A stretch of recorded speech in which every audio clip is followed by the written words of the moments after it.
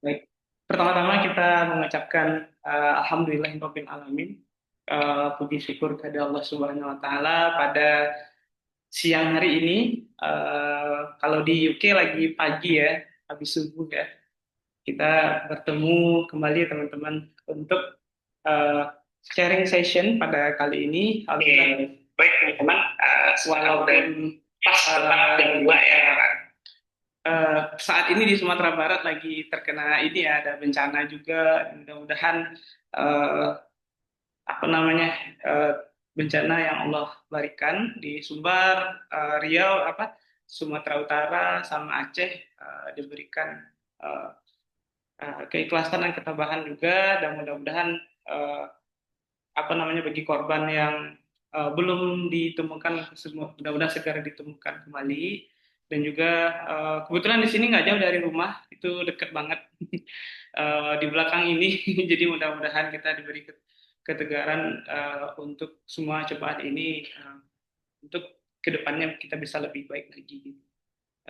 Dan kita mohon ampun sama Allah, mudah-mudahan apa yang kita laksanakan baik di dunia ataupun nanti persiapan kita untuk di akhirat kelak, kita betul-betul persiapkan untuk uh, pada saat ini gitu ya. Selawat beriring salam tidak lupa pula kita doakan kepada Allah, mudah-mudahan dilimpahkan kepada Nabi Muhammad SAW. Allahumma sholli ala Muhammad wa ala ali Muhammad.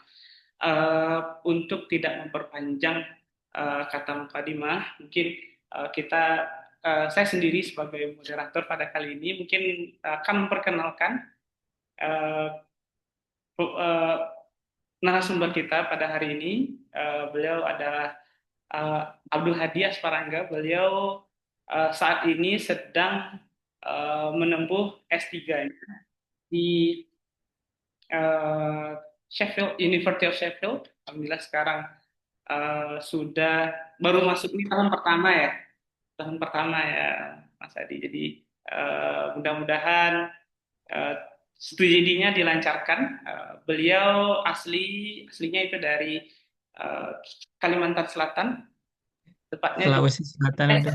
Sulawesi Selatan, tepatnya di Takalar, maaf, beda pulau ya, beda pulau.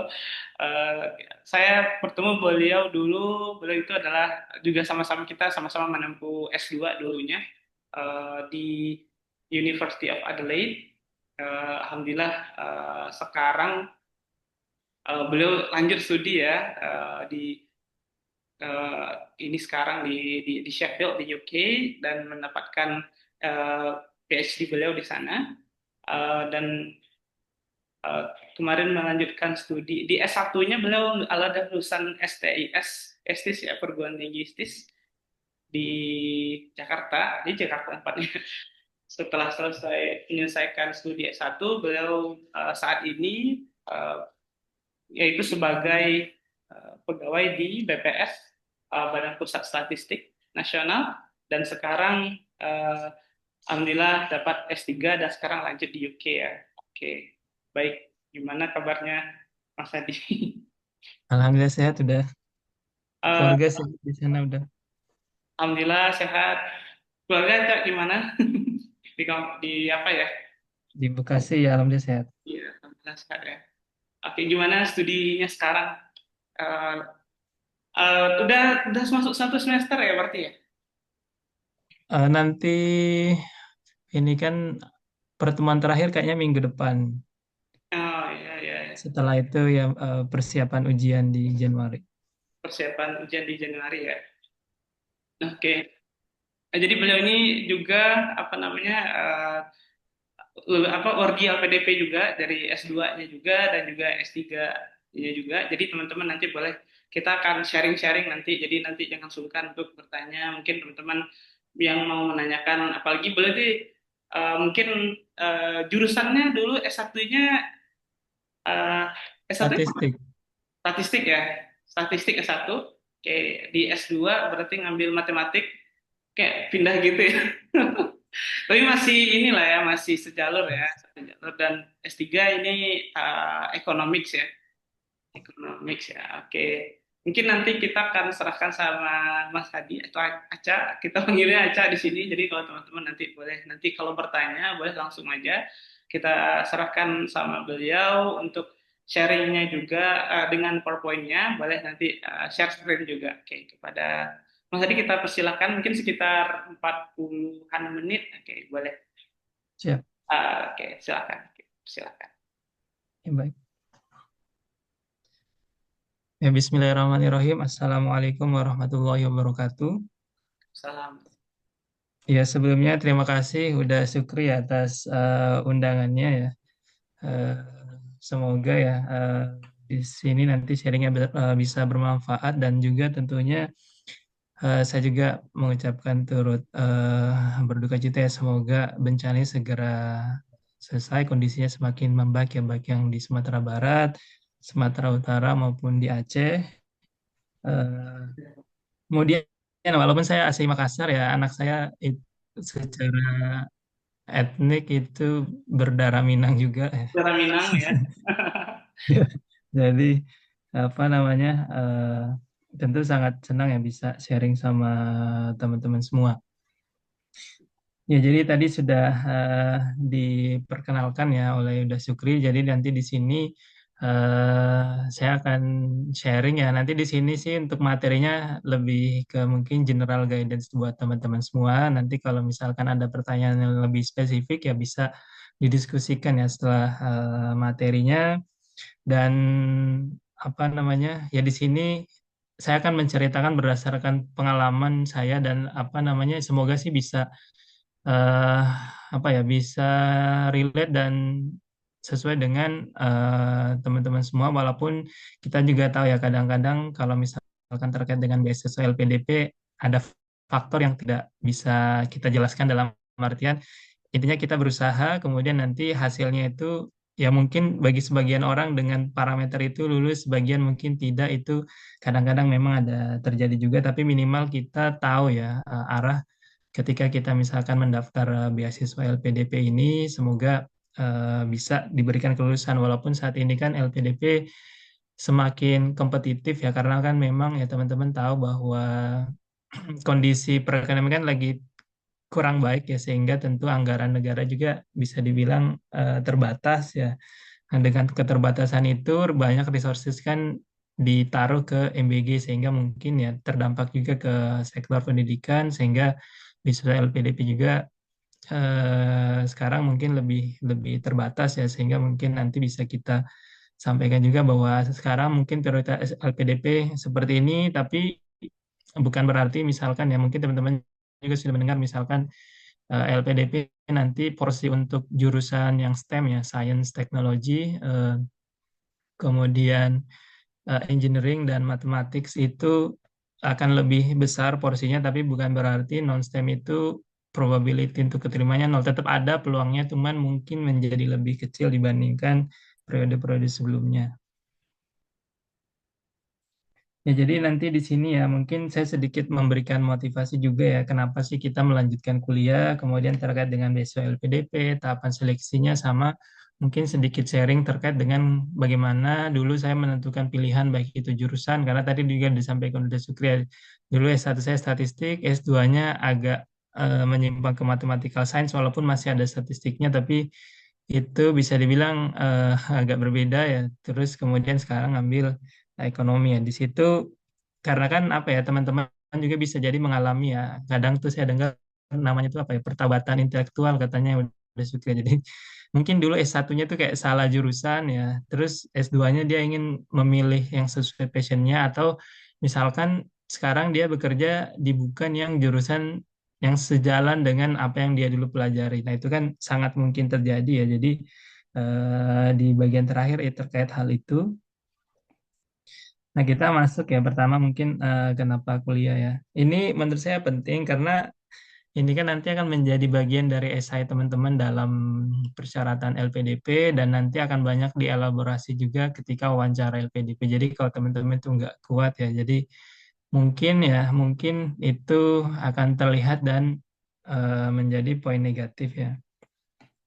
Pertama ya alasan kuliah mungkin ya bagi beberapa teman itu mau kuliah itu misalkan tidak ada daripada misalkan menganggur kemudian akhirnya misalkan S2 gitu. Ini bukan, ini agak ironis tapi kayaknya banyak yang terjadi ya gitu, bahwa sebagian orang itu melakukan S2 karena misalkan tidak mendapatkan pekerjaan. Ya artinya memang apa ya, janji 19 juta lapangan pekerjaan itu agak masih jauh ya. Jadi dalam artian mungkin banyak lulusan sarjana tetapi kok lapangan pekerjaannya terbatas, kemudian karena tidak ada pilihan untuk bekerja akhirnya untuk menghindari pengangguran itu kita kemudian memilih kuliah.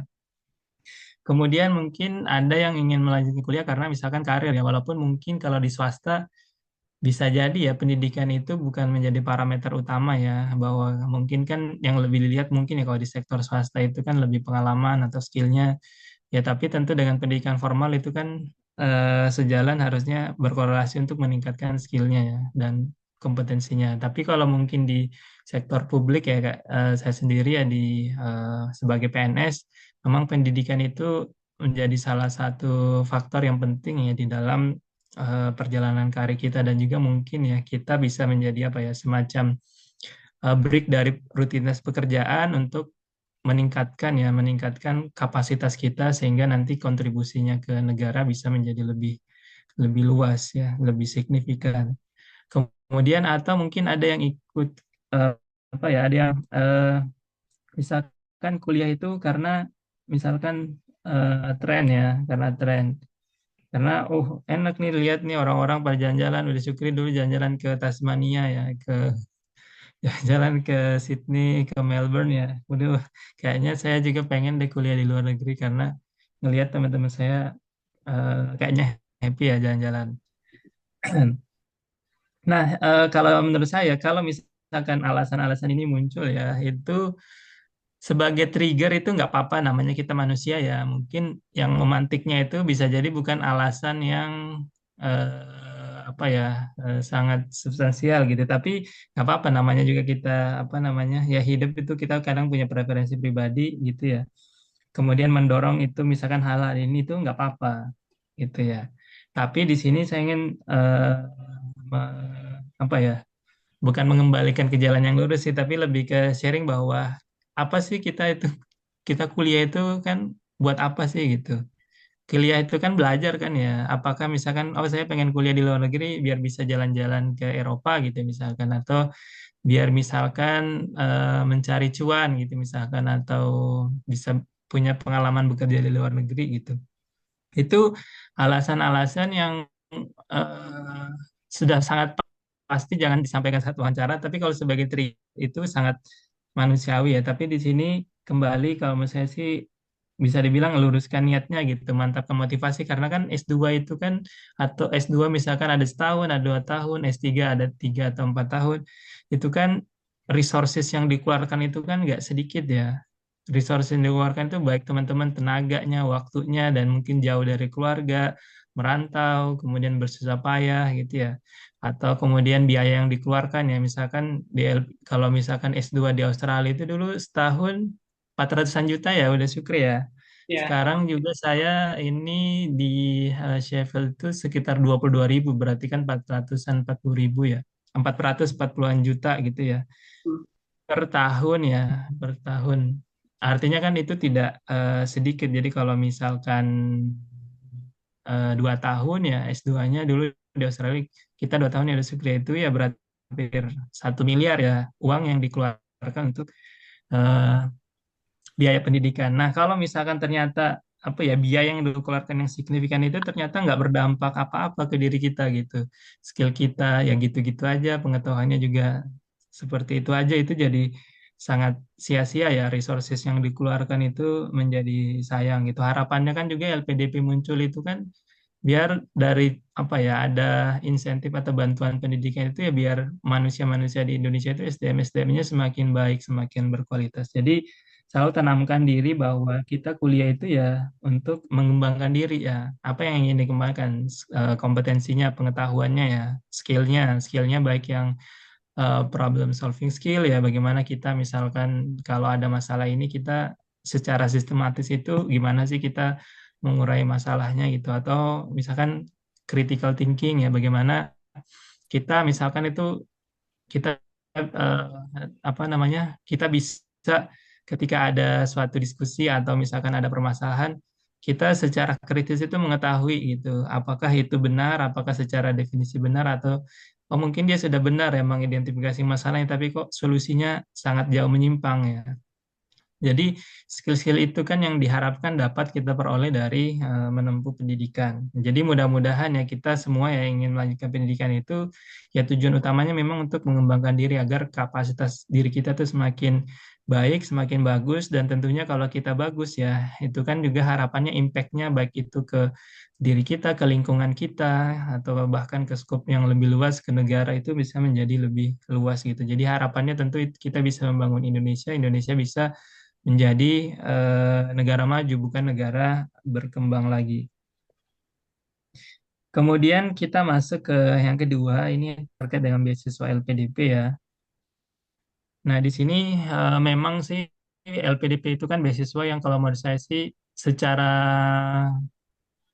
kesempatan atau peluangnya itu cukup bagus karena kan ya jumlah awardee-nya tuh cukup banyak ya. Dulu tuh kalau nggak salah di tahun 2023 atau 2024 tuh bisa bahkan setahun itu hampir 10.000 ya kalau nggak salah. Tapi kan sekarang karena anggaran terbatas setahun itu sekitar 4.000. Berarti kalau 4.000 satu batch ya berarti sekitar 2.000 ya. Artinya mungkin menjadi lebih kompetitif ya. Karena kalau lebih kompetitif artinya teman-teman harus menjadi lebih lebih apa ya? Lebih unik, lebih wow, lebih eh, harus matang ya.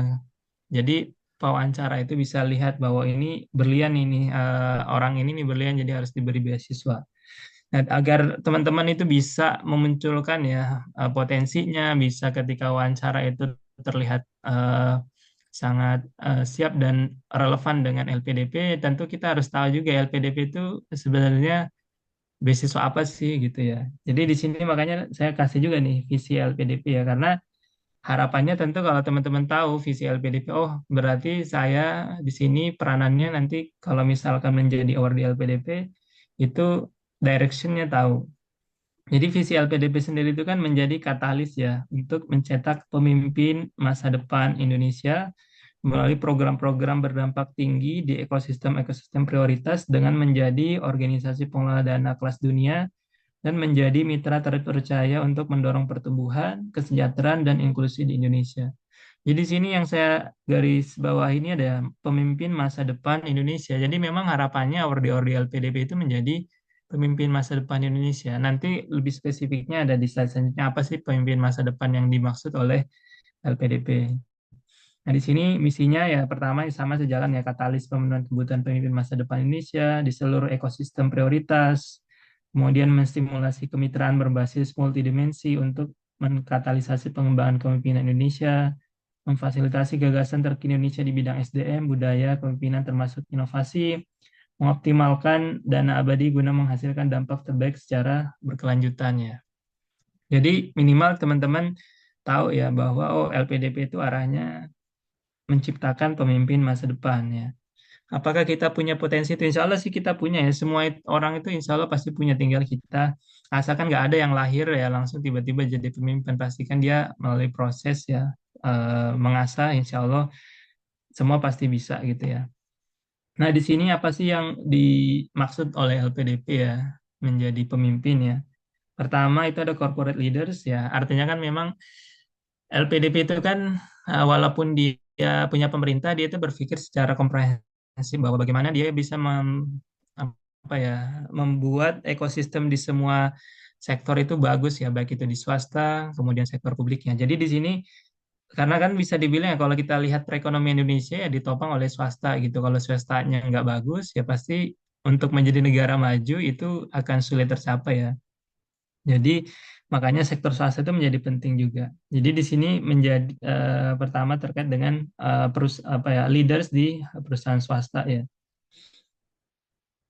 Kemudian yang kedua ini leaders with knowledge and expertise in specific industries ya. Ya, artinya di sini pakar ya. Di kalau di sini kan di swasta ya, di perusahaan dalam artian ya. Kemudian ini berarti bagaimana bisa LPDP itu melahirkan pakar-pakar ya. Di sini targetnya misalkan terkait dengan STEM graduate ya.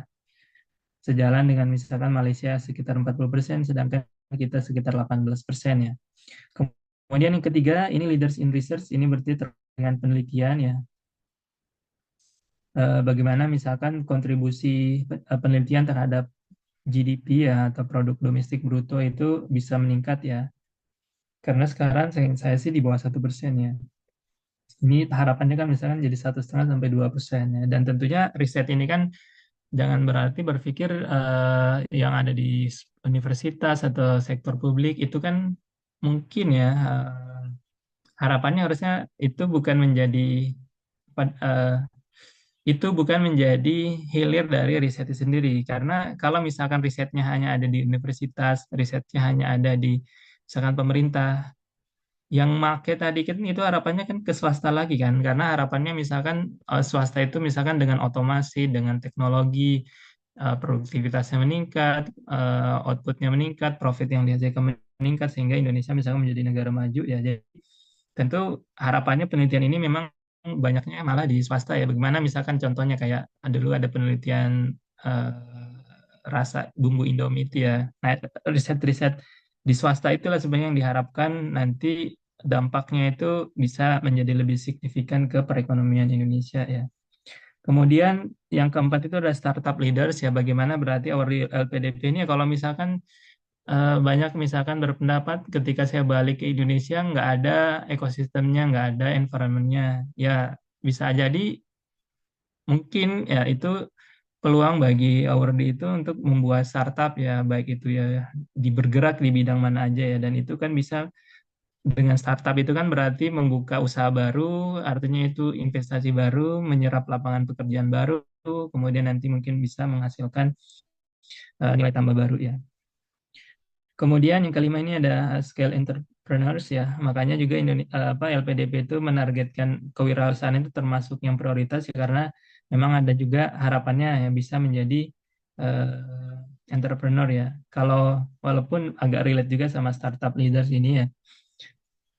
Perbedaannya misalkan dengan yang corporate leaders ya berarti mungkin ya CEO atau director, tapi kan mereka itu bukan pemilik perusahaan kan, dia semacam orang yang menjalankan perusahaan itu. Sedangkan kalau di lima ini ya, bagaimana dari Ordel PDP itu banyak yang bisa menjadi entrepreneur ya, bisa membuka banyak lapangan pekerjaan.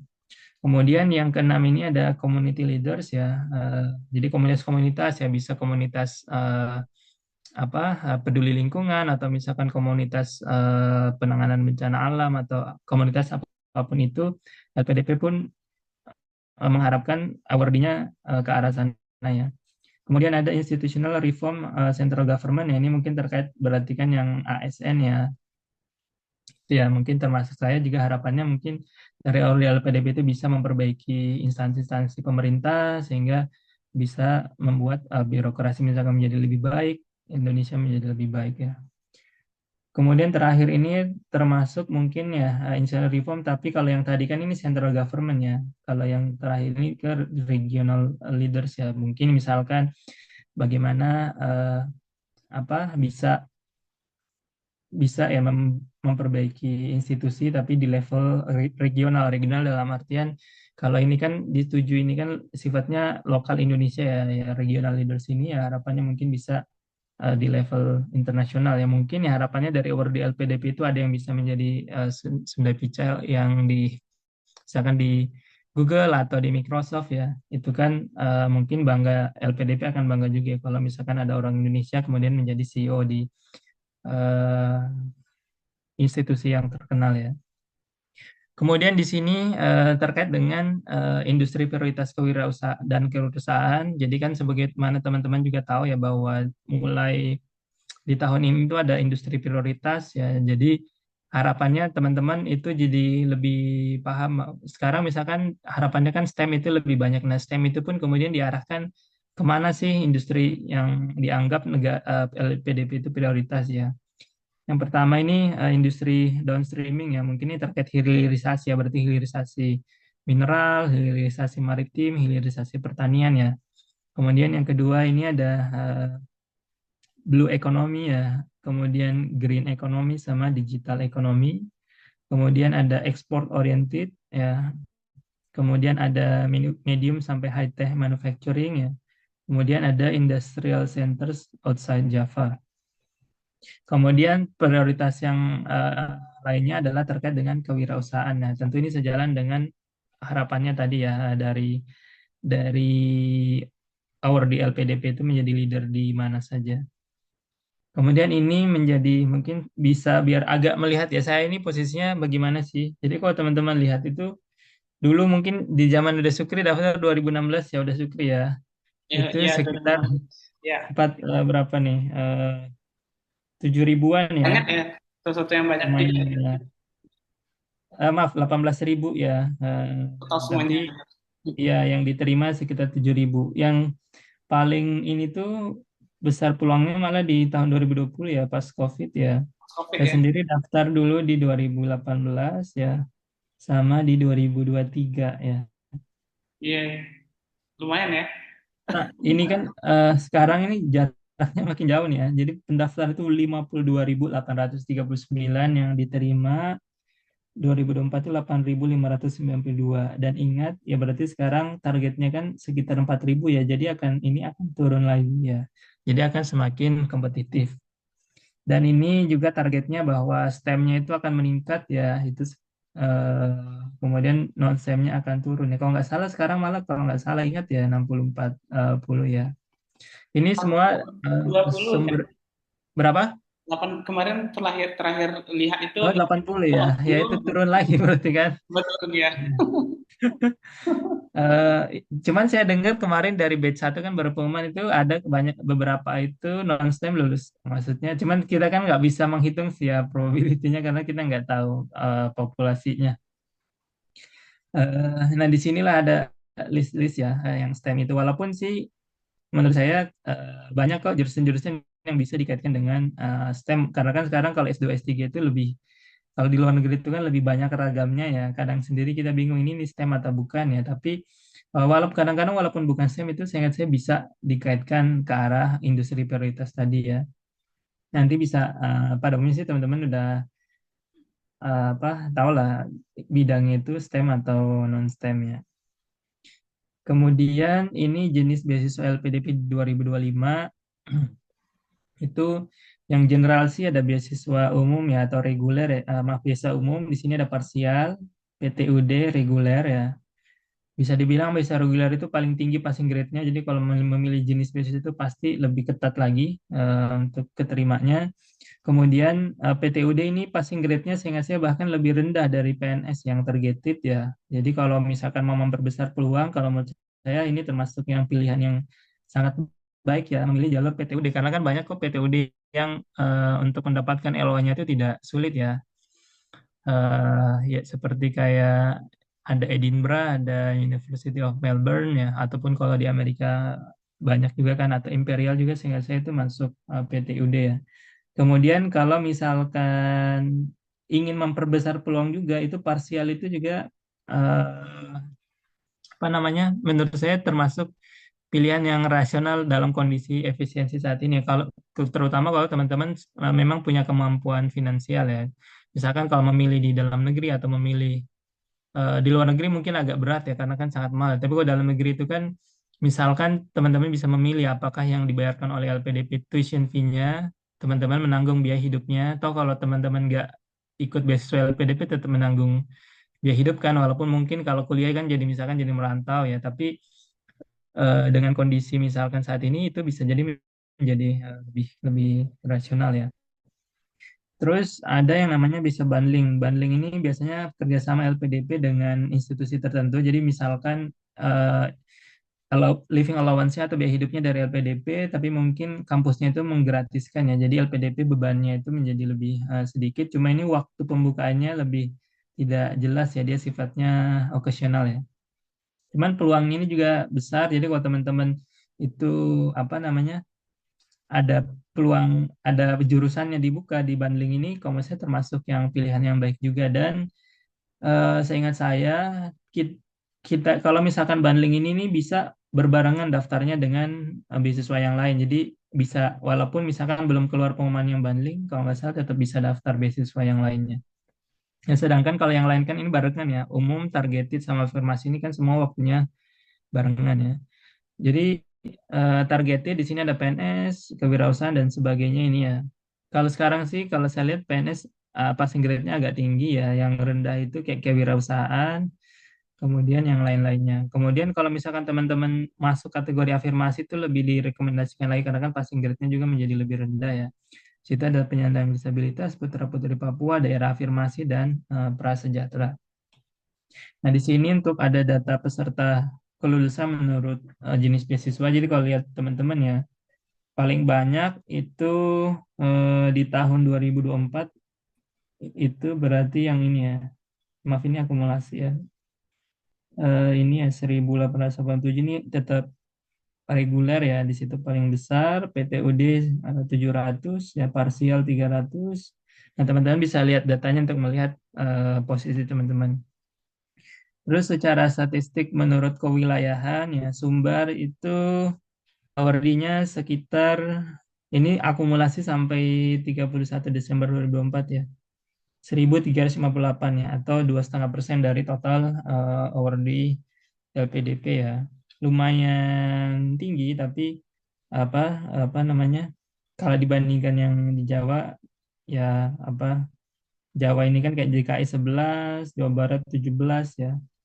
Sedangkan kalau Sulawesi Selatan 4% ya. Tapi biasanya sih LPDP nggak melihat ini sih, lebih ke teman-temannya ya. Maksudnya lebih ke kondisi teman-teman. Kemudian komponen beasiswa ya, dana pendidikan ya, baik itu pendaftaran, SPP, buku ya, konferensi, penelitian, kemudian dana pendukung ini, dana hidup bulanan dan sebagainya. Kemudian kalau penyandang disabilitas juga ada dana khususnya. Kemudian ini untuk memberikan gambaran ya, karena kan tahun depan kan belum buka ya, jadi kita nggak tahu jadwalnya. Tapi ini untuk memberikan gambaran di tahap 1 2025 itu pembukaannya di 17 Januari sampai Februari. Nah, sekarang kita udah mau masuk Desember kan. Artinya kalau teman-teman mau daftar di tahun depan itu berarti sudah harus prepare dari sekarang karena waktunya ya kurang dari 2 bulan berarti kan ya. Kemudian ini tahapan seleksi LPDP. Jadi pertama sih harus lihat syaratnya, ini bisa dilihat di websitenya atau di buku pedomannya. Ini saya contohkan yang reguler ya.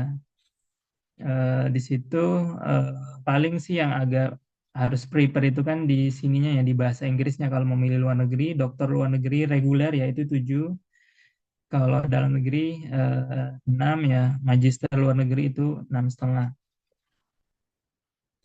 Kemudian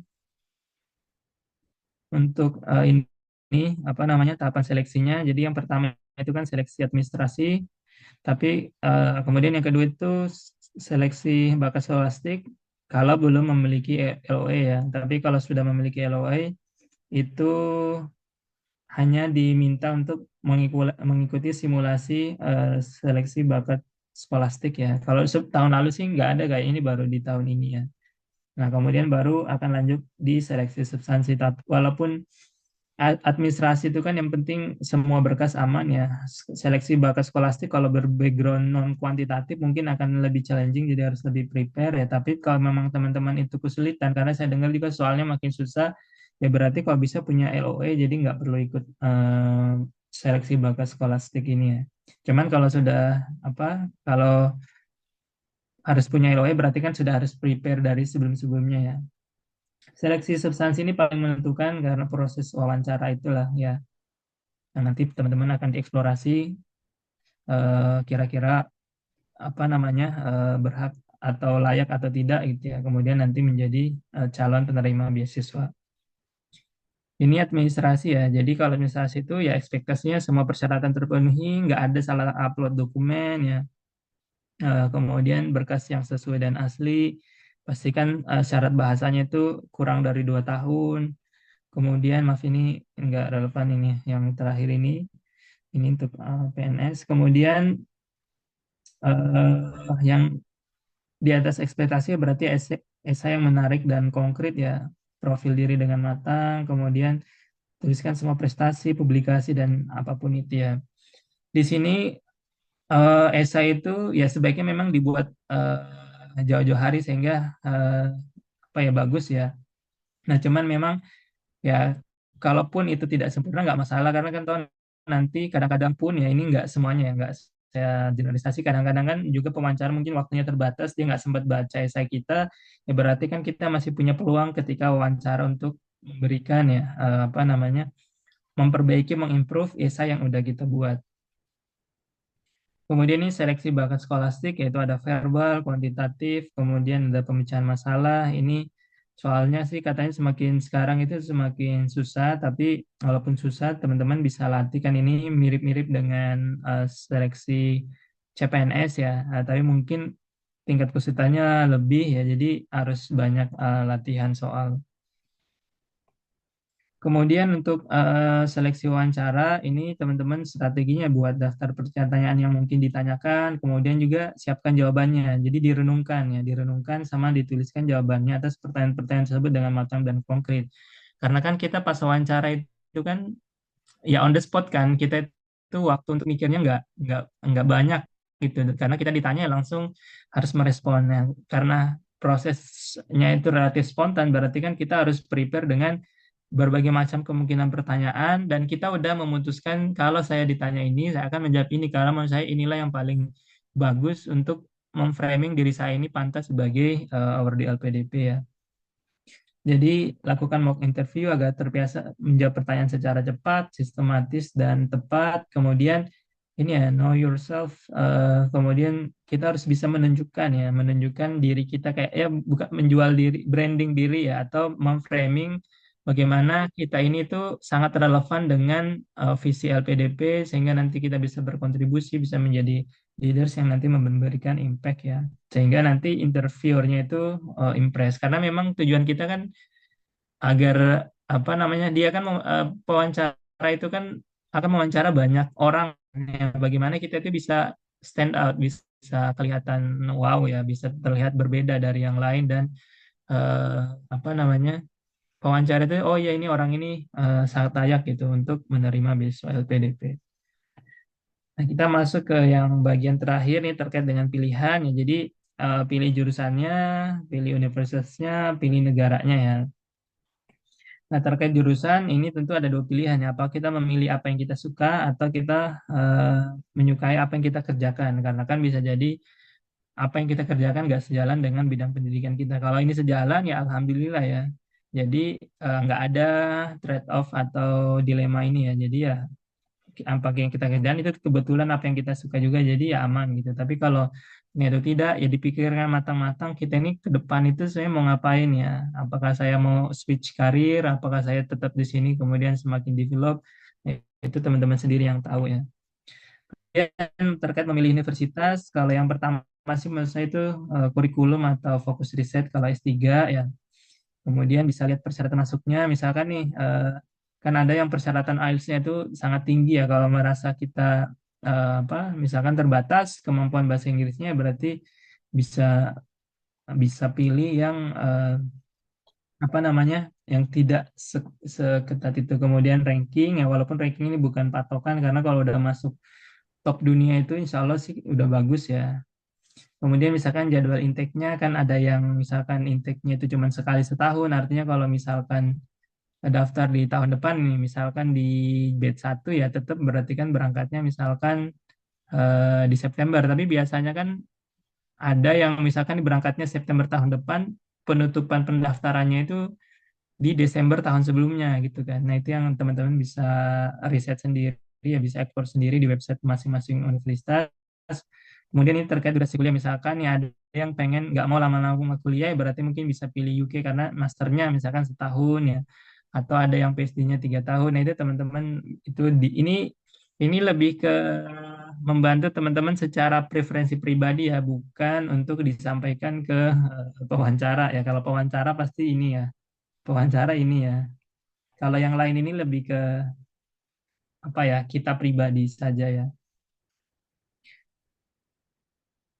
Kemudian yang terakhir ini ya ketika memilih negara gitu misalkan mau apakah English speaking countries apakah mau Europe ya itu kan ini preferensi pribadi ya dan ini tentu saja ini bukan untuk disampaikan di wawancara ini lebih ke membantu teman-teman memilih negara ya. Kalau saya pribadi sih memilih memang English speaking country sama kayak udah Sukri dulu di Australia S2-nya terus S3-nya sekarang ke UK karena apa ya ya karena kan biar bahasanya itu ya sama gitu kan ya sama memang dulu ketika saya S2 di Australia itu kan karena Australia itu English speaking countries pas S3 kemarin walaupun IELTS saya expire saya bisa dapat exemption untuk syarat IELTS-nya karena saya lulus dari perguruan tinggi yang English speaking countries ya. Kemudian misalkan bisa pilih juga misalkan yang negara yang feature scholarship opportunities-nya bagus. Australia sih sebenarnya termasuk yang bagus ya dulu udah syukur ya. Jadi banyak tuh dulu mahasiswa Indo S2 di Adelaide itu langsung S3 juga di Adelaide karena memang beasiswanya relatif banyak dari kampus. Terus misalkan apakah milih US Singapura ya. Ini biasanya kalau Amerika sama Singapura itu berarti kan butuh GRE ya, Graduate Record Examination ya, semacam tes TPA lah ya. Kemudian misalkan apakah UK yang setahun ya atau misalkan Sweden ini ya pokoknya ini ada preferensi-preferensi masing-masing ya. Kemudian misalkan ada most livable cities atau kemudian toleransi ya. Mungkin bagi kita Muslim mungkin ada yang agak eh, Islamofobianya agak tinggi kasusnya di sana ya. Kalau saya pribadi ya mungkin akan menghindari, tapi teman-teman mungkin menurut itu tidak masalah ya bebas ya. Atau misalkan working while studying ya. Bagi kalau LPDP sih eh, selama itu masih terkait dengan akademis itu bekerja itu diperbolehkan ya. Kemudian ini terakhir ya self preference. Jadi kalau misalkan saya pengennya sukanya atau cita-citanya di negara Belanda gitu misalnya ya nggak masalah juga. Tapi itu adalah pilihan pribadi yang lebih ke di dalam perenungan pemikiran kita untuk memilih negara tertentu. Tapi kalau dari sisi LPDP tentu kan itu kita memilih ya betul-betul karena berbasis risetnya sejalan atau kurikulumnya cocok dengan yang kita butuhkan atau misal pokoknya itu memang harus alasan yang akademis ya bukan alasan yang sifatnya pribadi kalau dalam konteks LPDP. Tapi kan kita juga manusia yang mungkin punya preferensi tertentu ini hanya untuk membantu memberikan gambaran bagi teman-temannya. Nah, mungkin itu yang dapat saya sampaikan ya. Terima kasih atas perhatiannya. Saya kembalikan ke Bunda Sukri ya. Terima kasih banyak Cak atas paparannya. Eh, Sini udah ini ya, udah cukup tampak jelas ya bagi teman-teman. Mungkin bagaimana sih perkembangan tes LPDP dari waktu ke waktu. Memang sampai sekarang dari awal terus ininya waktu berjalannya waktu sampai sekarang tuh memang tesnya juga bertambah ini ya, bertambah cukup rumit ya. Dan saingannya juga cukup lumayan banyak. Terhitung di tahun kemarin itu, apalagi tahun ini ya, tahun ini itu cukup banyak ini ya, eh, saingannya semakin bertambah gitu ya. Jadi adalah tadi kata Cak tadi carilah hal yang lebih unik dari diri kita dan persiapan yang paling matang dari diri kita ya gitu. Oke, baik untuk teman-teman yang mau bertanya nanti bisa langsung aja untuk mengangkat tangannya. Eh, Nanti kita eh, mungkin di sini yang langsung bertanya tentang bagaimana persiapan dan sudah sejauh mana persiapannya juga. Karena di sini ada nih yang juga mau yang persiapan tuh lagi Halimah tuh lagi persiapan juga. Siapa lagi ya? Hanifa, oke. Hanifa mau tanya aja langsung boleh? Mau mau ini ya mau chat chat aja boleh atau mau langsung boleh. Silahkan Hanifa kalau mau bertanya. Oke. Tadi sambil mau langsung atau gimana? Atau chat aja? Oke, Halimah mau tanya, izin untuk seleksi interview, apakah jika mendaftar kuliah ke luar negeri itu wawancaranya menggunakan full bahasa Inggris atau bahasa Inggris atau tidak gitu ya? Terus kriteria apa yang paling diprioritaskan LPDP saat komitmen kontribusi ke Indonesia? Jadi ada dua nih, Cak. Pertanyaannya satu, wawancara itu pakai bahasa Inggris atau enggak? Yang kedua, kriteria apa yang paling diprioritaskan oleh LPDP untuk menilai komitmen kontribusi? kontribusinya ke Indonesia. Oke, silahkan Aca, gimana Aca? Iya, eh, jadi kalau yang pertama, kalau dia tujuannya ke luar negeri itu ada minimal part yang berbahasa Inggris, tapi kalau full atau tidak itu sangat tergantung terhadap wawancara. Tapi secara pengalaman sih dulu pas S2 itu kan masih offline ya dulu wawancaranya ya, jadi benar-benar tatap muka langsung ya. Itu dulu seingat saya kayaknya hanya sekitar 20 atau 30% ya Hmm, bahasa Inggris, sisanya itu masih berbahasa Indonesia. Tapi pas yang kemarin S3 itu mungkin sekitar 70% kayaknya baru bahasa Inggris ya. Jadi ini sangat tergantung terhadap pewawancara karena kan ada juga pewawancara nyamannya bertanya bahasa Indonesia gitu kan ya. Jadi ya itu ya kita ya sebagai apa yang diwawancara ya harus siap full bahasa Inggris berarti kan kita harus siap dengan the worst case kalau itu full bahasa Inggris. bahasa Inggris ya. Oke. Ya, tapi ya biasanya sih nggak full. Biasanya. Kemudian kriteria apa yang paling diprioritaskan LPDP saat menilai komitmen kontribusi ya. Jadi pertama itu kan tadi saya sudah sampaikan terkait dengan industri prioritas ya. Berarti ya mungkin LPDP akan memberi poin plus untuk jurusan-jurusan itu karena dianggap itu yang saat ini dibutuhkan oleh Indonesia ya. Tapi tentu saja itu tidak menjadi harga mati karena kan kita nggak mungkin tiba-tiba memilih jurusan itu karena itu menjadi prioritas LPDP kan. Karena kan nggak mungkin mengubah jurusan secara mendadak seperti itu ya. Dan juga tadi saya juga sudah sampaikan ya terkait dengan leader-leader yang diharapkan dari LPDP kan corporate leaders, research leaders, expert ya atau kemudian yang di pemerintahan atau kemudian di startup kewirausahaan. Artinya kalau menurut saya ya yang akan dibersihkan LPDP yang punya ketika ada apa ya aplikan ya atau pendaftar LPDP itu yang punya karakteristik calon-calon pemimpin itu akan diprioritaskan oleh PDP karena berarti kan dia akan memberikan impact yang jauh lebih besar.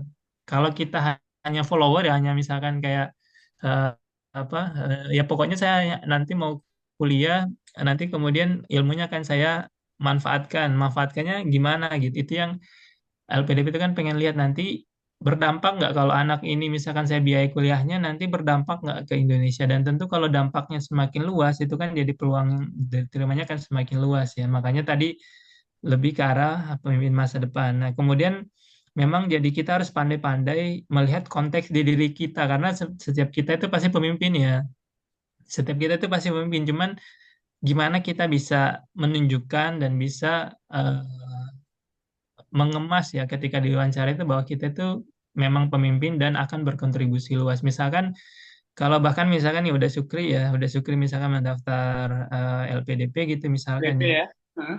Iya, misalkan ya udah Sukri itu kan punya misalkan lembaga bimbingan belajar artinya dia itu pengusaha berarti kan ya. Artinya udah udah suka itu entrepreneurship bisa bisa dalam konteks seperti itu artinya kita harus jadi tahu oh saya akan mengarahkannya ke sini. Kalau misalkan kita pengen jadi dosen ya berarti akan mengarahkannya sebagai leader di tadi kan bisa research atau yang punya expertise ya pengetahuan hal itu atau misalkan risetnya ini riset yang langka dan krusial misalkan untuk green ekonomi atau untuk terkait dengan sustainable Ability. development dan sebagainya. Jadi itu yang kita harus tahu gitu isu-isu nasional itu apa sehingga kita bisa menempatkan diri oh saya akan masuk di part yang itu dan saya akan mengemasnya di situ membuat narasi agar oh, orang ini sangat besar nanti peranannya untuk di isu-isu tersebut ya di isu-isu strategis nasional.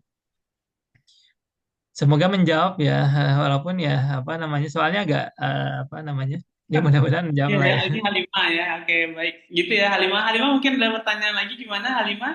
Menjawab kah atau ada yang mau ditanya dulu? Kita selesaikan dulu pertanyaan Halimah baru kita pindah ke Hanifah. Oke, baik.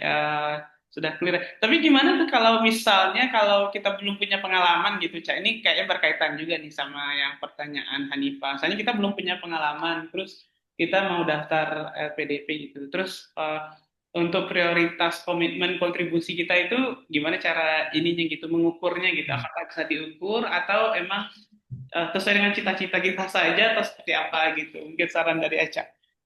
Iya, jadi saya itu kalau nggak salah ada kenalan dia baru baru datang September ini dan Ah, dia tuh fresh graduate. oh, oke. Iya, tapi dia di Fresh interior graduate ya ya. kalau nggak salah ya. Ya, ya, Dia ya, ya. fresh graduate. Artinya kan dia bisa mengemas bahwa dia itu calon pemimpin masa depan. Maksudnya pengalaman itu kan nggak mesti pengalaman kerja. Ketika Oh, dia di kampus, dia aktif berorganisasi, ya dia punya komunitas ini, komunitas itu kan yang bisa disampaikan kan pengalamannya nggak mesti pengalaman kerja bahwa oh iya orang ini punya bibit menjadi pemimpin masa depan yang nanti akan berdampak ya. Dan itu memang disampaikan dengan tidak omon-omon dalam artian itu harus konkret. Kalau misalkan kayak abstrak, mengawang berarti kan itu kayak kayak masih mengarang kan. Sedangkan kalau itu konkret, jelas eh, itu akan lebih meyakinkan gitu. Ya karena memang berarti kita sudah terbayang apa yang mau kita lakukan. Kalau kita kayak masih mengawang-awang ya kayak orang ini ya belum jelas gitu. oke, baik. Gitu ya. Jadi nggak fresh graduate pun juga juga ini. Berarti artinya ada apa namanya penentunya juga kegiatan-kegiatan masih kemahasiswaan yang pernah kita laksanakan, kayak itu mungkin kegiatan sosial juga kita laksanakan. Mungkin kita ini kan dengan apa ya, dengan tujuan kita nanti komitmen kita itu apa sih nanti rencananya gitu ya, Cak. Ya, Oke, baik, makasih ya. Cak. Ini siapa dulu nih? Hadi dulu atau ini Hadi juga nih namanya? Eh, kita ke Hanifah dulu kali udah Hanifah Syukri. dulu kali ya, baru nanti Hadi. Hmm. Oke, Hadi. Ini di sini izin Bang, saya Hanifah baru lulusan statistika UMP. Beliau mengatakan bahwa sangat berminat untuk menjadi data analis di top company, tetapi ilmu dan pengalamannya masih minim di bidang pengolahan data. Dan saya juga tertarik untuk mendirikan startup, cuma saya nggak tahu mau mulai dari mana. Berencana mau lanjut S2, tapi saya juga masih bingung mau ngambil jurusan apa dan universitas di mana gitu ya. Saya sempat searching dan sedikit tertarik dengan data science. Namun apakah relevan data science itu dengan tujuan minat saya, Bang? Relevan ya gitu ya. Dan apakah rekomendasi? Jadi banyak yang pertanyaan ini. Relevan nggak dengan ini data science berlapis-lapis ya? Apakah rekomendasi universitas yang mungkin Aca kan kebetulan kayaknya statistika kayaknya sama lah ya jurusannya ya. Oke, mungkin langsung aja Cak gimana? Boleh. Ya, pertama ini terkait membuat startup, walaupun saya juga nggak punya startup ya, tapi mungkin mencoba menjawab ya. Berarti kan kalau startupnya di bidang, kalau pengen menjadi data analis di top company, kemudian pengen juga buka bikin startup, nah ini ketika misalkan Hanifa ini mau daftar LPDP itu udah harus menentukan ya, dalam artian harus jangan kayak orang yang galau bingung, saya itu maunya data analis bekerja berarti kan di perusahaan, Ya. atau saya mau mendirikan startup, atau misalkan bisa mengclearkan oh sekarang ini saya mau menjadi data analis dulu, kemudian mengumpulkan pengalaman dan modal, kemudian nanti saya membuat startup. Itu ya nggak masalah juga karena kan berarti milestone-nya itu Ada tahapan ya? tahapan-tahapannya itu kelihatan ya gitu ya. Tapi kalau apa namanya, tapi jangan sampai kayak orang bingung saya ini sebenarnya mau ngapain gitu ya. Jadi udah harus kayak jelas gitu maunya itu menjadi eh, yang mana gitu ya. Tapi kalau misalkan terkait dengan data analisnya berarti kan memang harus harus daftar kan, harus punya pengalaman kerja atau ikut project-project ya, itu kan untuk membuat kita punya pengalaman bagaimana kita memproses data, kemudian bagaimana kita bisa storytelling terkait data untuk pengambilan kebijakan baik itu di internal perusahaan atau mungkin di bidang yang lainnya. Nah, kemudian kalau startup ini kan berarti juga kita bikin startup itu kan berarti harus jelas kan startupnya ini mau bidang apa gitu ya. Apakah karena misalkan backgroundnya ini statistika mau membuat startup di bidang consulting ya, data consulting gitu ya. Nah, itu harus clear ya kalau misalkan mau menuliskan di esai LPDP. Karena kalau setahu saya sih kalau statistika kebanyakan memang di data consulting ya. Nah, kalau membuat startup seperti itu ya, data consulting itu kan sangat segmented ya. Artinya memang kesuksesan dari startup ini tuh kalau Hanifa punya networking yang bagus ya, memang sih kita kayak udah baru lulus nggak belum punya pengalaman tapi udah harus punya networking ya, tapi emang harus kayak gitu ya, jadi ya harus pandai-pandai gitu networknya, berarti mungkin bisa entah kerjasama dengan Eh, karena kan berarti pengguna jasa statistika, kalau menurut saya sih targetnya jangan mahasiswa, mahasiswa kan nggak punya duit ya, maksudnya kayak misalkan data consulting apa namanya untuk mengolah tesis itu, eh kalau mahasiswa kan harusnya dia yang mengolah karena kan dia belajar ya. Jadi kalau misalkan ini pun ya lebih sifatnya memberikan training ya. Nah, tapi kalau data consulting yang sifatnya benar-benar data processing itu memang ya relevannya kalau nggak di pemerintah ya, mencari berarti kan kerjasama sama Pemda atau dinas ya OPD ya, atau misalkan kerjasama dengan perusahaan-perusahaan swasta itu kan bisa jadi misalkan dia nggak punya pegawai di bidang eh, data analis gitu ya, artinya dia butuh meng-hire pihak ketiga. Nah, itu artinya kan dibutuhkan jejaring untuk mendapatkan klien baik berupa perusahaan maupun yang pemerintah ya. Nah, kemudian terkait dengan jurusan ya memang data science itu kan bisa dibilang jurusan yang multidisiplin ya. Jadi gabungan antara statistika, kemudian programming ya, artinya computer science ya, sama bisnis fieldnya. Jadi si si ilmu ini diterapkan di mana, apakah di kesehatan, apakah di ekonomi atau bidang apa ya. Jadi memang data science itu kan multidisiplin. Nah, itu masih sangat relevan dengan data analis. Dan kalau Hanifah googling ya di internet itu jurusan terkait ini itu banyak namanya ya. Misalkan kalau nggak salah di teman saya itu di Edinburgh dia Statistics with Data Science. Atau misalkan kalau di Monash sendiri bahkan itu Business Analytics atau Data Science juga ada. Atau Master of Analytics. Ini semuanya sebenarnya beririsan ya. Jadi statistics with data science atau data science sendiri atau analytics sendiri atau business analytics ini nih semuanya eh, beririsan. Nah, tinggal Hanifah ini mau kemana arahnya karena kan tadi ya ketika saya juga paparkan bahwa ketika memilih universitas itu kan memang yang dilihat kurikulumnya kan. Nah, kita ini mau mengarah kemana? Apakah kan ada misalkan jurusan data science itu yang titik beratnya lebih ke statistiknya, programmingnya misalkan tambahan ya, atau ada kebalikannya lebih ke programmingnya karena misalkan ada di bawah Faculty of Computer Science gitu ya, dia lebih ke view computer science, statistiknya sebagai tambahan. Atau misalkan yang kayak di Monash itu yang business analytics itu misalkan dia kan di bawah lebih ke ekonomi ya dia bidangnya, tapi di situ akan kombinasi misalkan terkait visualisasi, terkait programmingnya juga ada tapi mungkin nggak seberat yang ada di computer science gitu ya. Terus misalkan juga mungkin ada view bisnisnya, nah itu yang apa yang Hanifah harus ekspor gitu, kurikulum yang mana yang mau diambil. Misalkan tadi kan pengen buka startup ya berarti selain ada pengetahuan terkait data processing, programming, visualization ya berarti kan butuh ilmu bisnis juga kan. Oh, berarti saya kalau bisa nyari yang ada pengetahuan terkait membuat bisnisnya juga. Nah, itu banyak ya tinggal dicari aja kampusnya. Oke, di sini ada pertanyaan lagi ya, Itu data nggak bisa ya harus lihat kurikulum di masing-masing kampusnya kurikulum gitu, ya. nggak bisa bilang data science itu lebih analis atau programming, nggak bisa, harus lihat kurikulum dari masing-masing kampusnya. Emang kita Karena kayak di Sheffield ini ya, University of Sheffield ini kan punya data science itu ya. Cuman dia ada di bawah Faculty of Social Sciences. Kebayang nggak? Data science ada di bawah Faculty of social science ya. Social Sciences. Nah, itu dia pas saya tanya temen yang ngambil, dia ada belajar SPSS juga tapi aplikasinya ke kesehatan, belajar Hmm. Python tapi entah kemana aplikasinya. Jadi itu akan sangat bergantung terhadap universitasnya. Jadi ya harus harus cari sendiri gitu, lihat Harus di kampus rajin-rajin nyari ke website kampus, kampusnya. website kampus ya. Kita Iya, punya materi yang akan kita pelajari gitu ya, Cak. Oke, iya. oke. Baik, oke. Anifa, mungkin ada lagi mungkin langsung aja kalau mau tanya. Udah? Udah lengkap? Udah ya. Oke, makasih banyak. Oke, kita ke Hadi. Oke, silakan Hadi. Hadi langsung aja bertanya langsung Hadi. Buka ini aja. Oke. Hadi sama Hadi nih Ya, berkenalan. baik.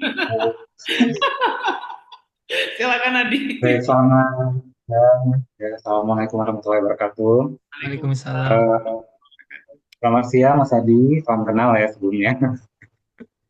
Eh, Ya, saya sebenarnya pengen nanyain sedikit tentang persiapan S3 gitu ya. Sebenarnya kalau saya sendiri itu belum ada motivasi lebih. Misalnya kayak mungkin cuman 20 sampai 30% lah gitu ya buat lanjutin S3 gitu. Cuman penasaran aja sih gitu, karena kan yang membuat motivasi itu sedikit rendah dibandingkan dengan waktu mau S3 itu sebenarnya karena mikir kalau S3 itu kan 4 tahun gitu ya, lama gitu. Jadi masih butuh apa namanya, kontemplasi dulu gitu ya, beneran dari mau S3 atau enggak. Terus sebenarnya yang mau ditanyain itu cuma yang pertama mungkin kalau dari Mas Adi sendiri motivasinya apa? Itu kan tadi banyak ya motivasi yang dikasih gitu ya, kayak karena pengangguran segala macam gitu. Nah dari Mas Adi itu sendiri apa? Karena kan sudah PNS gitu ya, kok S3 lagi gitu kan. Terus yang kedua, persiapannya. Persiapan S3 itu sedikit apa ya, sedikit berbeda ya dibandingkan dengan S2. Jadi sedikit terlihat sedikit membingungkan juga gitu. Walaupun saya dulunya dari apa, lulusan Manchester, tapi tetap merasa kalau mau misalnya S3 itu kayak sesuatu hal yang apa ya, menantang gitu. Sehingga butuh persiapan. Mungkin ada mungkin ya tips dan trik biar persiapannya lebih baik lagi ke depan. Kalau misalnya niatannya udah 100%. Oke, Gitu aja. itu aja. Oke, makasih banyak Hadi. Itu dia. Tadi Ya, motivasinya ya, Cak. Sama sama ya, persiapannya gimana gitu ya. Oke, boleh silakan. ya, ya pertama ya. Jadi kalau terkait motivasi ya, kalau saya sendiri, jadi kan kebetulan saya memang ya PNS yang bertugas untuk menghasilkan statistik ekonomi ya. Jadi kayak produk domestik bruto, pertumbuhan ekonomi. Jadi memang saya sendiri itu sering terlibat ke forum-forum diskusi ekonomi ya, misalkan dengan kementerian lain. Dan saya sendiri sering mengalami background saya tadi kan udah saya sampaikan juga ya kan statistik mathematical sciences ya. Jadi memang secara misalkan economic theory itu nggak begitu paham ya. Jadi memang saya sering mengalami ketika ada di forum-forum tersebut. Kemudian misalkan saya menjadi narasumber, saya diminta memberikan rekomendasi terkait suatu topik atau misalkan saya ikut suatu kolaborasi proyek terkait masalah Indonesia tertentu itu saya menyadari memang banyak keterbatasan saya nggak punya pengetahuan akan hal itu ya.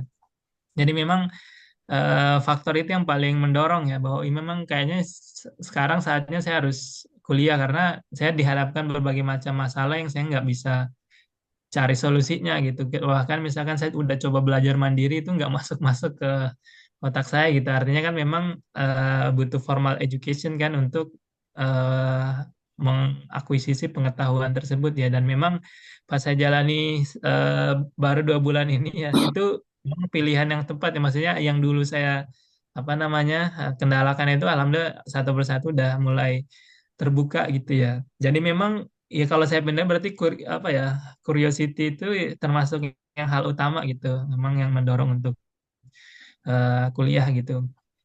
Walaupun dulu sebenarnya saya itu kan lulus dari Adelaide itu di akhir tahun 2021 ya.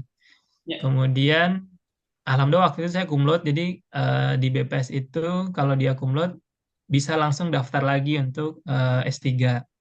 Tapi saya sendiri waktu itu memang nggak langsung daftar karena memang waktu itu memang pertimbangan keluarga juga ya.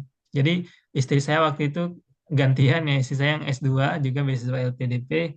Jadi saya gantian nanti kemudian habis lulus baru kemudian saya yang S3 makanya saya daftar di tahun 2023 ya dan alhamdulillah lulus ya. Walaupun saya sendiri waktu itu juga memang kayak emang mau berangkat di 2024 atau 2023 saya nggak mikir itu juga sih tapi saya pikir waktu itu saya daftar dulu toh saya udah punya pengalaman LPDP kalau kita udah punya beasiswanya berangkatnya itu bisa 1,5 tahun selanjutnya kan jadi saya sendiri kan lulus 2023 ya itu kalau nggak salah Agustus apa Juli apa Agustus ya tapi kan saya sendiri berangkatnya di September 2025 ya. Artinya itu waktu yang maksudnya lumayan dalam artian emang kalau kita misalkan kayak masih apa ya punya milestone hidup yang lain ya, punya prioritas hidup yang lain, itu menurut saya punya waktu yang cukup gitu untuk S3-nya karena memang nggak dipungkiri juga ya semakin tua kita juga kayaknya sih semakin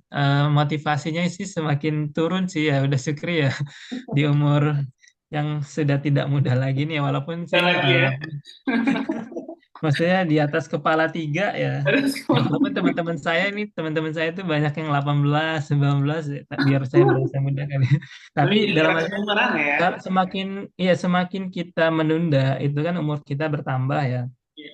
Itu sih menurut saya eh, motivasinya akan semakin turun ya, karena kan pasti akan semakin banyak pilihan lah hidupnya kita akan alami. Jadi kalau saya sendiri waktu itu udah daftar dulu, nanti kalau misalkan saya berangkatnya pun 2 tahun setelahnya itu kan alhamdulillah masih bisa gitu kan ya. Nah itu yang kemudian saya waktu itu ya tetap daftar 2023.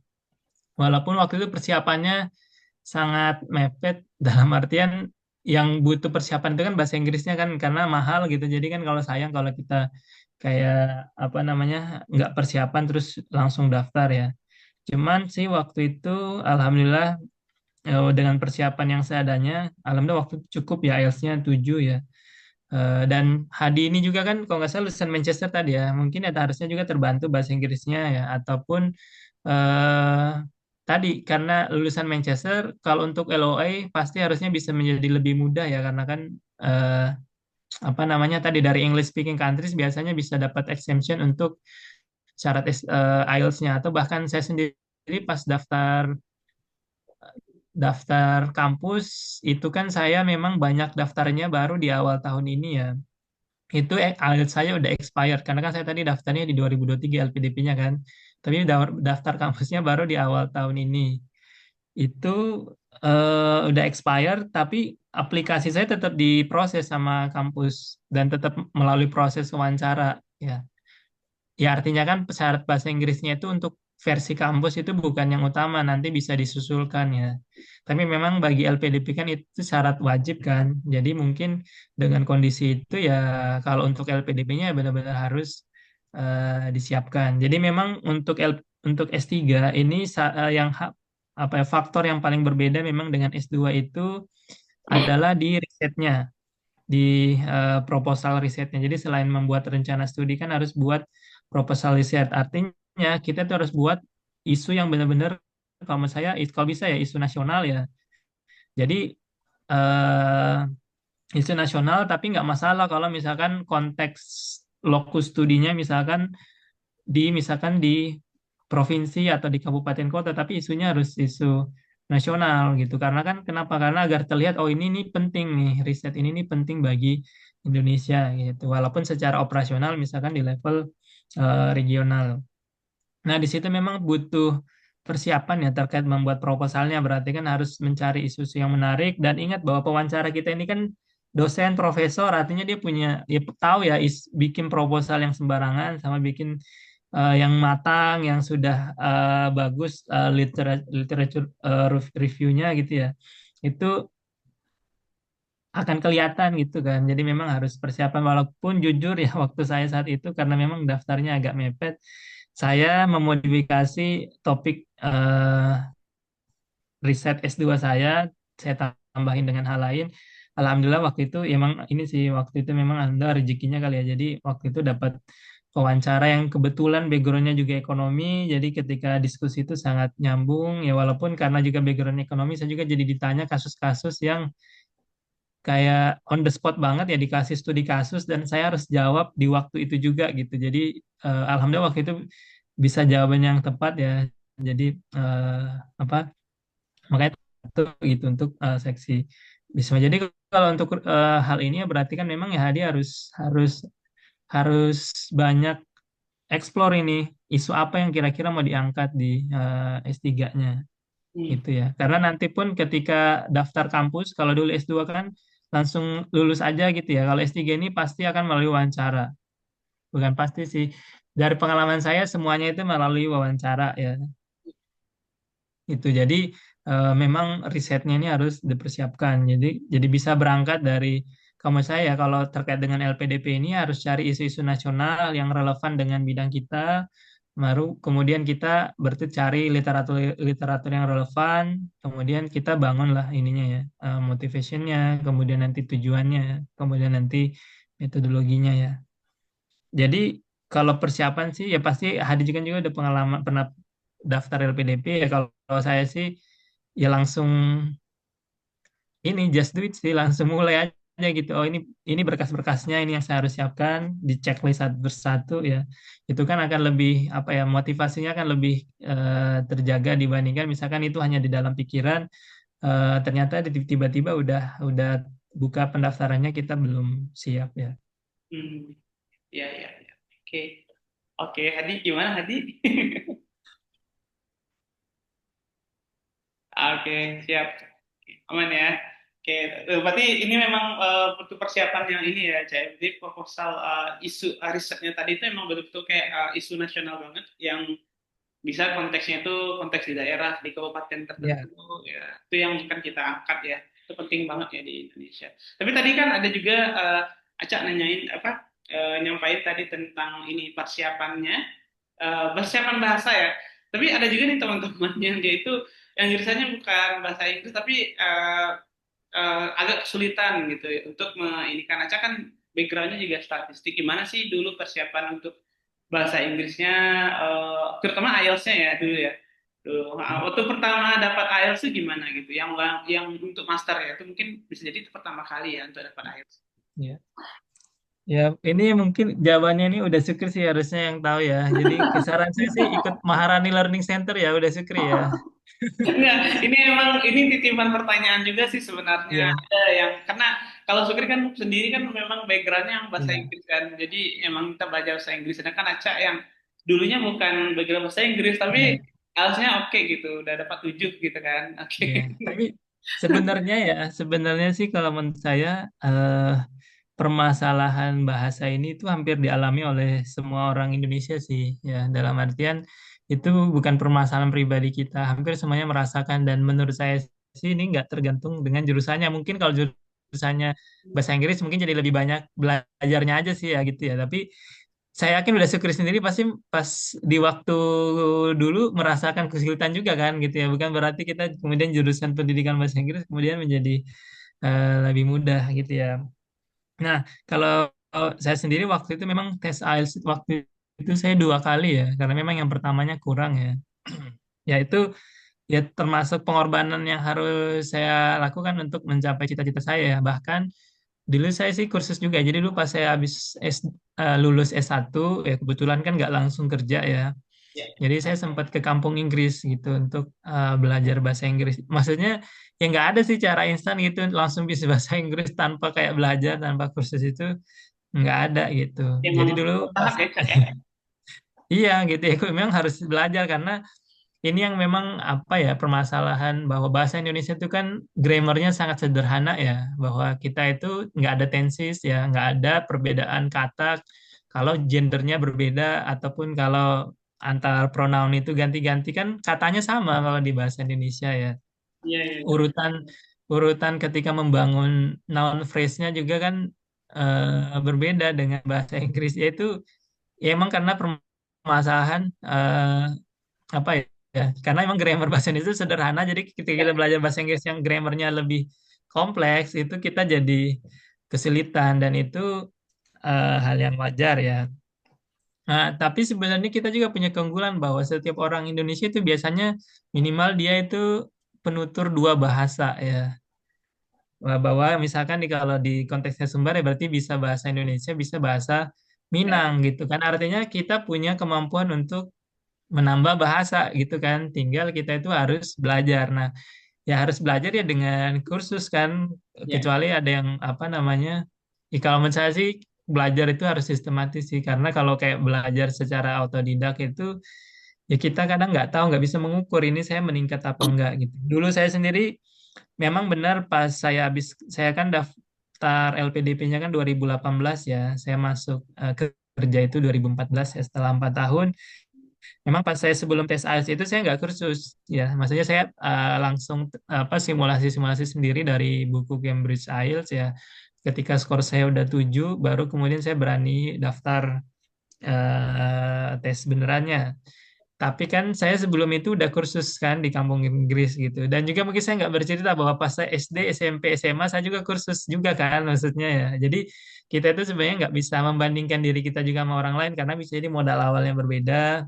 Apalagi mungkin kita lihat ada temen-temen yang fasih banget bahasa Inggris itu kan teman saya sih banyak ya. Cuman sih saya nggak pernah membandingkan kok dia bisa jago lebih dari saya karena ya bisa jadi misalkan dia dulu punya pernah ikut program pertukaran pelajar atau dia misalkan dulu eh, apa sempat misalkan SMA di luar negeri ya biarin aja gitu itu ya itu mungkin jalan hidup dia. Nah jalan hidup saya kan seperti ini ya berarti saya harus menyiapkan kiat-kiat ya strategi-strategi biar walaupun saya nggak punya kesempatan itu saya juga bisa mencapai kemampuan bahasa Inggrisnya karena kan targetnya yang penting cukup kan bukan Ya, yang harus outstanding iya. artinya kalau Oke. S2 yang penting 6,5 gitu ya Ya, gitu kan. iya benar-benar. Jadi emang emang butuh ini ya persiapan yang memang benar-benar bertahap ya, Cak ya. Gitu ya. Itu ini mau tanya juga karena dari perspektif perspektif aja karena memang jurusannya bukan social science, bukan jurusan bahasa juga gitu kan. Eh, terus Hanifan nanya berapa lama Bang belajarnya? Itu yang kita agak susah ukur karena kan kita dari SD SMP SMA kan belajar bahasa Inggris juga kan. Iya iya iya Iya benar-benar. kan. Tapi kalau di Jadi Pare sempat berapa lama dulu di Pare? Siapnya? dulu hampir 2 bulan. 2 bulan ya di sana ya. Iya. Kayaknya 1,5 ya 1,5 sampai 2 bulan. Oke, baik gitu. Right. Jadi ya, emang ini ya, perbaiki dulu Bang bahasa Inggris dasar kita ya, ya Cak. Terus baru ke kiat-kiat IELTS-nya itu sendiri ya yang Iya, bahkan sekarang sendiri ya, maksudnya ini to be honest ya, bahkan saya dulu misalnya lulusan dulu Australia S2 ya, di Australia, S3 ah, sekarang ini saya sendiri masih merasa bahwa bahasa Inggris saya belum sangat bagus gitu. Tapi saya sendiri ya udah lah maksudnya yang penting pas saya komunikasi dengan dosen dengan ini tuh paham gitu. Walaupun kadang sering salah grammar ya biarin aja kalau saya pribadi sih. Karena ya mungkin ya maksudnya tiap orang itu kan mungkin apa ya apa saya sih tetap selalu berusaha improve ya tapi kalau misalkan di titik tertentu memang kayak karena misalkan saya juga dulu dari Makassar gitu itu kan pengaruh juga kan dalam saya misalkan belajar bahasa Inggris ya ya, misalkan masih ada ke pengaruh aksen-aksen itu tapi ya biarin aja sih tapi yang penting saya oh ya ini saya salah kemarin pas ngomong ini atau misalkan saya stuck pas ngomong ini mau ngomong kosakata ini kok saya nggak tahu ya itu kan proses pembelajaran terus kan gitu ya. itu emang nggak instan langsung tiba-tiba menjadi kayak native ya itu nggak bisa. Jadi memang harus ada aksen kita sendiri ya. Jadi kalau Englishnya itu kalau aku sendiri itu kayak ada bahasa Minang-Minangnya gitu. Oke, baik. Alright, ini awalnya bahasa Inggris ada ngerasa insecure nggak Bang? Insecure atau kurang percaya diri dalam speaking? Iya sih maksudnya itu eh iya, maksudnya sekarang pun saya kadang-kadang masih masih bukan insecure sih, lebih ke oh iya ternyata saya masih banyak kurangnya gitu sih lebih ke oh saya ternyata masih perlu banyak improve gitu. Tapi bukan berarti itu saya jadi minder gitu enggak sih, tapi lebih ke oh iya saya ternyata kosakatanya masih terbatas karena kan memang kebetulan di sini kan teman-teman di sini British itu kan pas dulu Australia itu aksennya lebih monoton ya maksudnya ya Ya, aksen Australia gitu ya paling Australia. kalau ada aksen-aksen yang lain berarti aksen India aksen Malaysia itu aksen yang itu tapi kalau di British ini kan tiap daerah itu mungkin Hadi pernah kuliah di Manchester aksen Manchester itu beda sama aksen Sheffield beda sama aksen Iya, iya. misalkan di Scotland ya Edinburgh atau di London Liverpool aja yang deket sama Manchester itu aksennya beda banget. Maksudnya itu yang apa namanya? eh ya saya lebih ke oh ya ternyata saya masih banyak kurangnya gitu sih. Terus berarti saya harus belajar. Saya manfaatkan punya teman-teman yang emang dia British ya berarti saya waktunya belajar British dari mereka. Kalau saya nggak ngerti, saya tinggal nanya gitu, tinggal maksudnya dan memang mereka kan juga nggak ngejudge kan. Iya, Lebih iya. lebih suka ngejudge orang Indonesia sih daripada daripada bule kan. Iya, iya, oke. Baik, mungkin baik. Terima kasih ya, Cak, udah sharingnya. Baik, mungkin ada pertanyaan dari teman-teman dari persiapan tadi. Apa namanya? Dari penentuan yang menentukan apakah melanjutkan atau tidak, seperti itu. Atau itu yang paling penting tadi cari hal yang unik dari diri kita dan persiapan itu yang paling yang matang banget. Mulai dari apa? esainya juga, jadi ditulis nanti jauh-jauh hari gitu ya persiapan. Jadi nggak boleh insecure ya dalam belajar bahasa Inggris ya, itu penting banget persiapan-persiapan itu gitu. Mungkin kalau kita belum bisa ya kita harus belajar lagi ya. Belum bisa ya kita harus belajar lagi ya, itu yang paling penting ya. Jadi jangan pernah untuk ini apa namanya eh, patah semangat ya gitu. Jadi kita itu memang punya tahapan gitu ya teman-teman. Kalau teman-teman yang IELTS-nya sekarang memang belum tercapai, apa namanya, tetap kita itu fokus belajar lagi. Jadi jangan melihat atau mengukur kita itu nggak bisanya, tapi kita mengukur sudah sejauh mana kita bisanya. Yang belum bisa itu kita tetap pelajari kayak gitu. Mungkin karena kosakata yang kita belum pelajari, jadi kita harus ada tambah effort yang lebih ini lagi. Oke, mungkin itu tadi. Terus kita akan coba simpulkan sebelum teman-teman ada pertanyaan, boleh gitu biar kita ulang-ulang. Ada lagi pertanyaan dari teman-teman yang lain? Hanifa, Atiko, mungkin Halima. Oke, ya ini udah direkam tadi sama recording juga, dan udah di apa namanya, kayaknya di live kan ya. Di live kan ini kayaknya di YouTube biar nggak hilang. Soalnya kemarin rekaman yang kemarin itu ada yang hilang juga. Oke, insya Allah nanti dibagikan ya.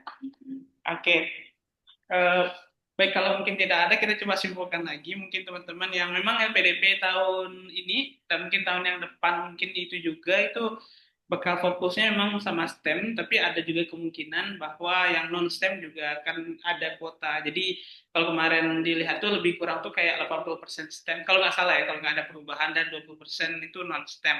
Jadi yang dicari dari LPDP tadi banyak, ada tadi beberapa hal. Yang penting adalah leader ya. Kepemimpinan itu penting banget ya, Cak ya, yang dari dalam diri kita kayak gitu ya. Jadi teman-teman tuh bisa melihat dirinya. Jadi jangan sampai apa namanya, hal-hal yang kecil itu, yang sepele itu bisa jadi itu yang akan kita harus apresiasi, dan bisa itu akan jadi kelebihan kita sendiri gitu ya. Jadi teman-teman, yang pertama itu jangan nggak pede, jangan insecure dengan bisa jadi kita baru fresh graduate, kita belum punya pekerjaan atau apa segala macam, itu adalah hal yang bisa kita persiapkan sebenarnya.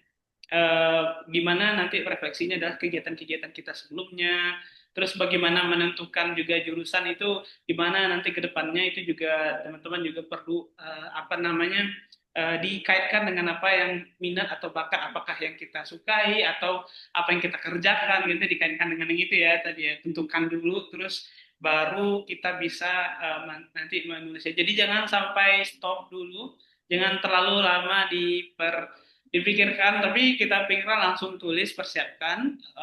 Jadi langsung coba diusahakan satu persatu, insya Allah itu bisa.